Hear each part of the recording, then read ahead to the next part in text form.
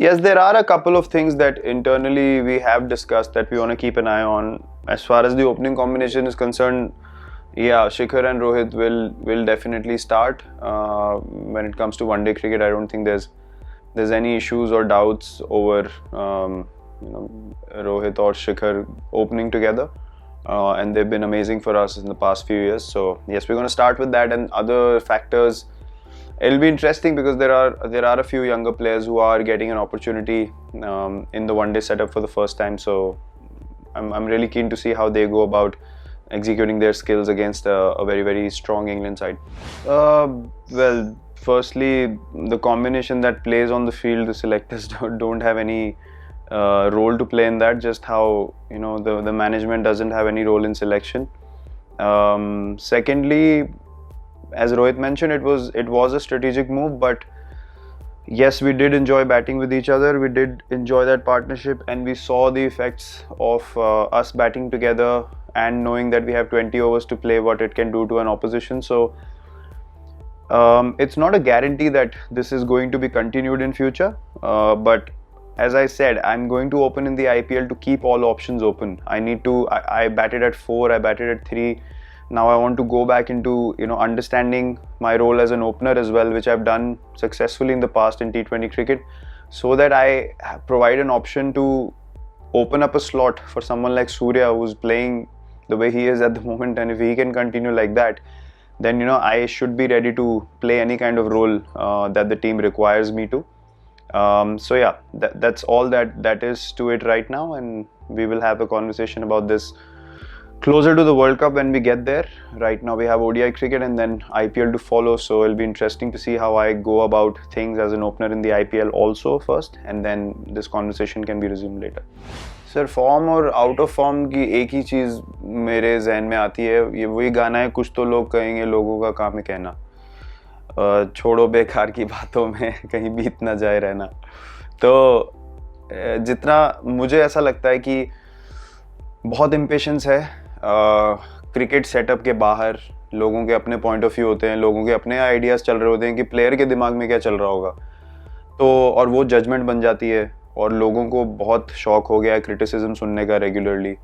तो कोई प्लेयर नीचे होगा तो बहुत मज़ा आता है लोगों को उसको और नीचे गिराने में, बट टीम के अंदर हमको समझ आता है कि लोगों को कैसे मैनेज करना है. जो प्लेयर इंडिविजुअली थोड़े मुश्किल फेज से गुजर रहा हो, ऐसा नहीं है कि आप क्रिकेट खेलना भूल जाते हैं, बस मेंटल क्लैरिटी थोड़ी कम हो जाती है उस समय पे. और उसी समय में अगर आपको ये भी पता है कि दुनिया में क्या बात हो रही है, आपको बोला जा रहा है आप आउट ऑफ फॉर्म है, तो वो एक और एक्सटर्नल फैक्टर आप अपने सिस्टम में डाल रहे हैं. क्रिकेट सिंपल गेम है, आपको बॉल को देखना है, रिएक्ट करना है, बॉल को मारना है, और एक एक मोमेंट में खेलने वाला गेम है.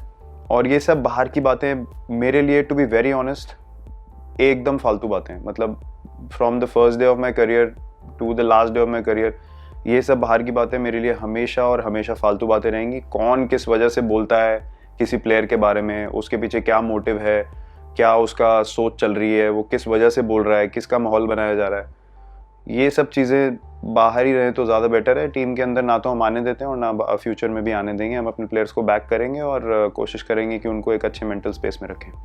Look, I played a long time when there was no DRS, right? If the umpire made a decision, whether the batsman liked it or not, it stayed like that. Vice versa, if the umpire gave it not out and it was out, it stayed like that, whether it was marginal or not. According to me, umpire's call right now is creating a lot of confusion. When you get bowled as a batsman, you don't expect the ball to hit more than 50% into the stumps to consider yourself bowled. So when the ball is being shown as clipping the stumps, the bails are going to fall. So from a basic cricket common sense, I don't think that there should be any debates on that. If the ball's clipping the stumps, it should be out. Whether you like it or not, you lose the review. And that's how simple the game has to be. If it hits the stumps or it misses the stumps, it doesn't matter how much it's hitting and those kind of things. Because it's creating a lot of confusion, as you've mentioned already. And the one more factor that needs to be considered is that how the fielding team responds to a dismissal that's claimed is also somewhere defining soft signals as well, which is, again, you have to question what the spirit of the game is and what those guidelines are. Because if things like that happen with the Indian cricket team overseas, then you're talking about a totally different conversation of spirit of the game and so on and so forth. So yeah, look, it is a serious thing that needs to be considered, because there's a lot at stake in the future. They're big tournaments, and you don't want some gray area factors in the game which leave you with no clarity to be the defining factors of those big tournaments and big games. There have been cases outside of the bubble in all the places that we've been at. Look, whether there are few cases or a lot of cases, in today's times you have to be very aware and very particular about the precautions that you need to take, and that's the only thing that's in our control, and we are continuing to do that. We have been successful in 2 cities, and I'm pretty sure with our medical setup and the way the bubble is created, we will have a successful leg in Pune as well, and then carry it forward into the IPL also, because the players understand how much is at stake. The medical professionals understand. The hotel people have been brilliant. We have not felt unsafe inside the hotels or inside our bubbles at all. So I think they've all done a tremendous job, and it's upon everyone to be responsible to be able to continue the successful execution of these parameters.